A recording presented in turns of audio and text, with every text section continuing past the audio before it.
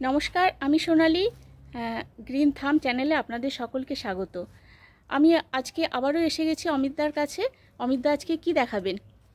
আজকে একটু অর্কিড নিয়ে আলোচনা করব, কারণ অর্কিড এই ট্রেন্ডিং, যেমন বললাম বোগনভেলিয়া ভিডিও দেখেছেন, ঠিক ট্রেন্ডিং কিন্তু অর্কিডও। প্রচুর মানুষ কিন্তু ডেন্ড্রোবিয়াম বিশেষ করে কেনাকাটা করছেন অনলাইন অফলাইন।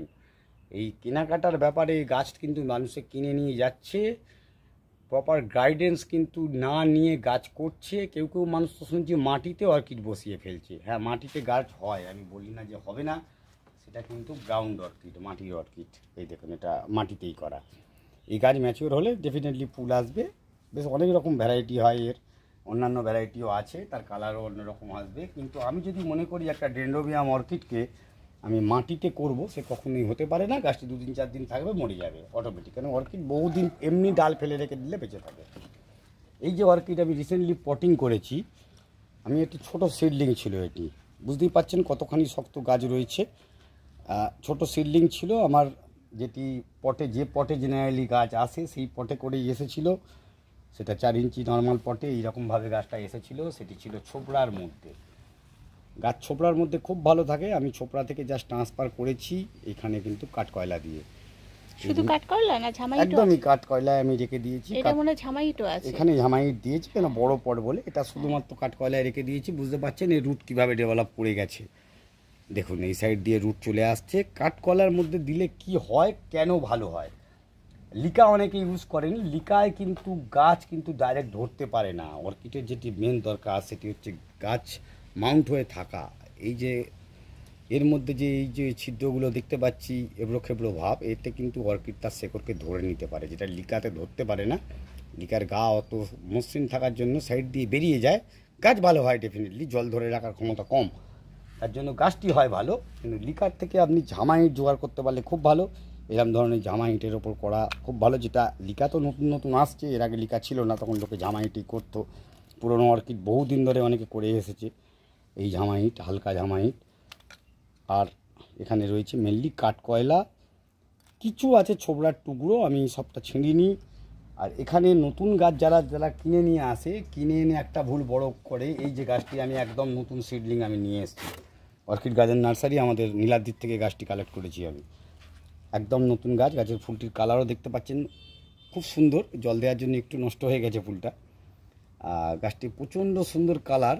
আমি সিডলিংটা নিয়ে এসেছি। সিডলিংটা নিয়ে এসে যে ছোপড়ায় এসেছিলো, সেই ছোপড়া থেকে জাস্ট 1 ইঞ্চি থামপটে গাছটি ছিল, ওই পটটা থেকে খুলে একে রিমুভ করে আমি একটা কাঠে মাউন্ট করে দিয়েছি নর্মাল।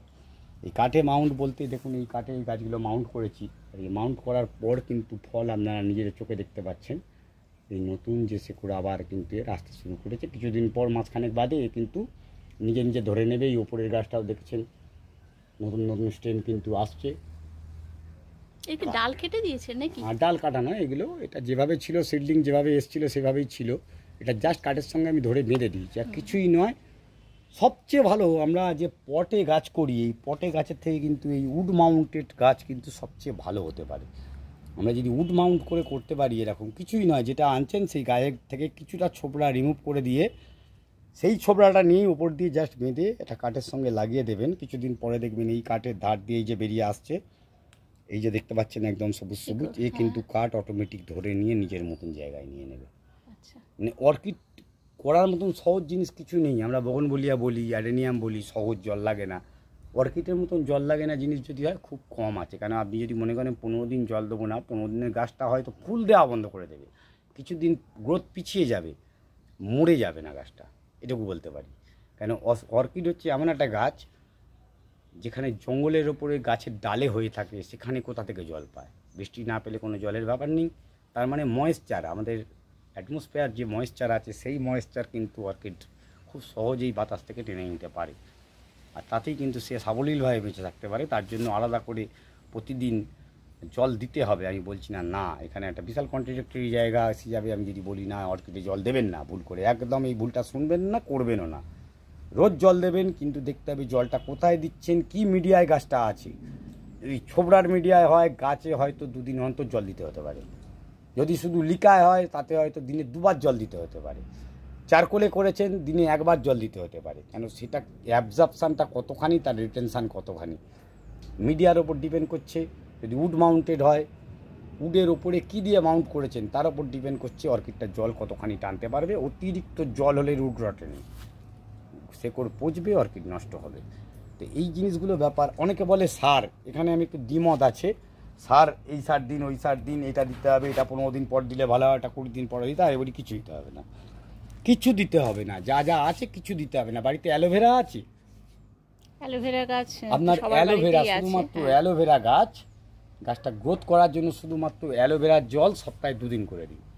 আচ্ছা, এতে নতুন যে গাছটা নিয়ে এলেন তাতে একদম না খরচা এনপিকে নেই। না আদার্স অন্য কিছু, শুধুমাত্র অ্যালোভেরা, জাস্ট অ্যালোভেরার যে পাল্পটা বেরোয়, ওই যে আপনার যেটা গাছের ওপরে ছালটা তুলে দিলে যে জিনিসটা বেরিয়ে আসে, ওই পাল্পটা নিয়েই জলে গুলে নিয়ে ভালো করে ওই জল স্প্রে করুন। ওই জল গাছের পাতায় দিন, ওটাই গোড়ায় দিন, ওটা দিয়ে ভিজিয়ে দিন।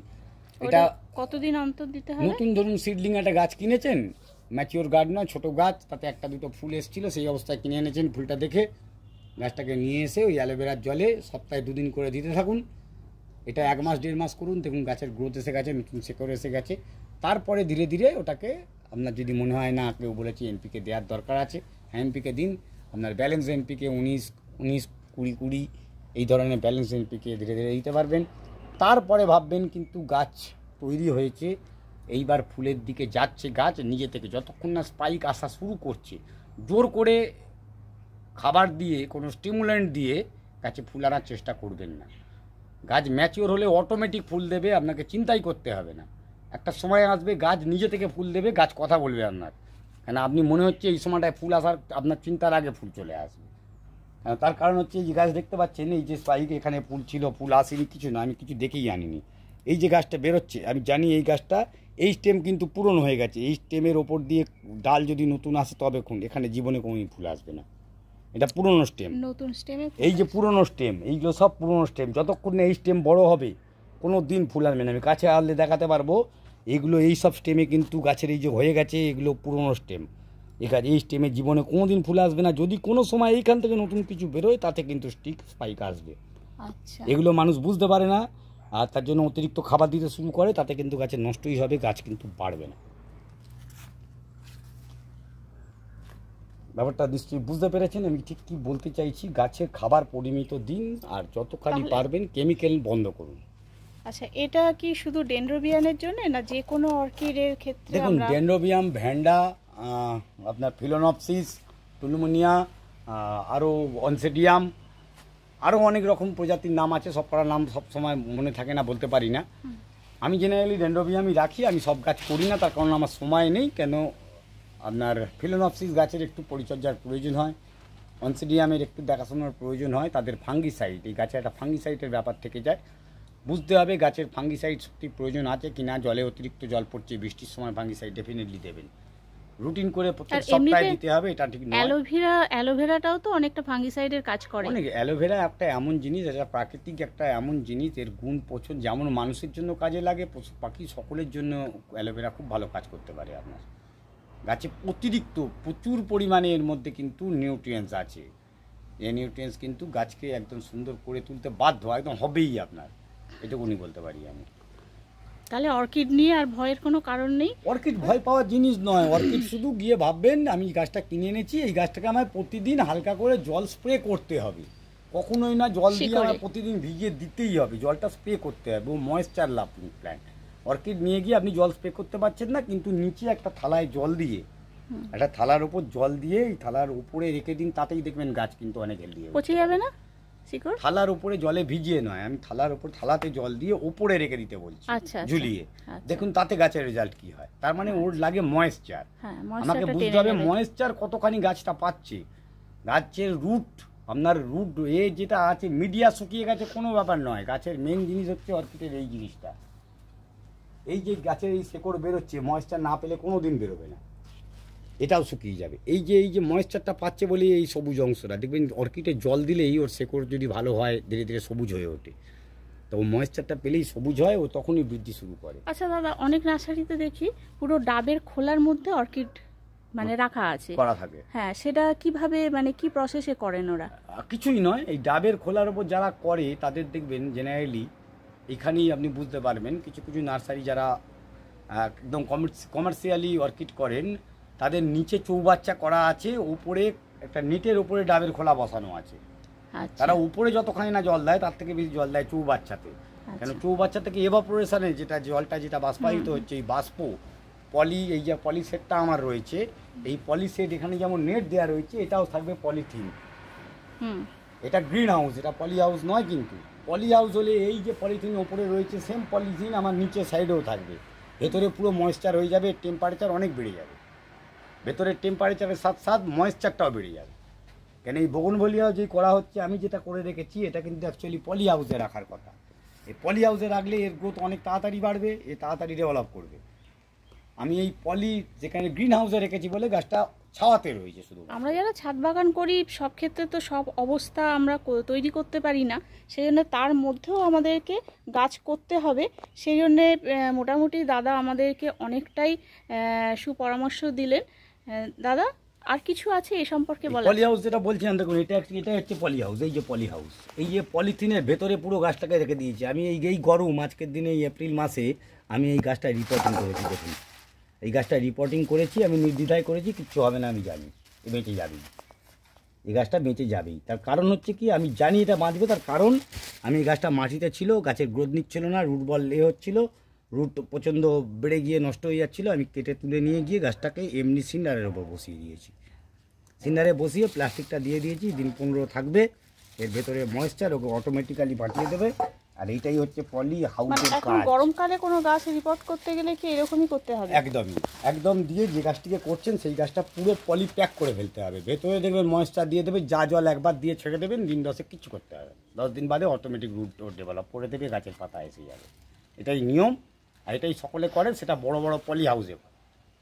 আপনার বাড়িতে করতে গেলে পলিথিনের ভেতরে ওকে রেখে দিতে হবে, তাহলেই কিন্তু আপনার গাছ ভালো হতে পারে। আশা করি ভালো লাগবে। আর পরামর্শ যদি কাজে লাগে মনে হয়, ডেফিনেটলি ফোন করতে পারেন আমাকে 9913855170। এছাড়া 8777373976, এই দুটো নাম্বারে আমার একটা নাম্বারে ফার্স্টের নাম্বারটা হোয়াটসঅ্যাপ আছে, আপনারা করতে পারেন। এই ধরনের কোনো গাছ লাগলে আমার কাছে, যেমন বগনভেলিয়া, গ্রাফটিং বগনভেলিয়া, যে কোনো ধরনের বগনভেলিয়া লাগলে আমার সঙ্গে কন্ট্যাক্ট করতে পারেন। আশা করি ভিডিওটি ভালো লেগেছে।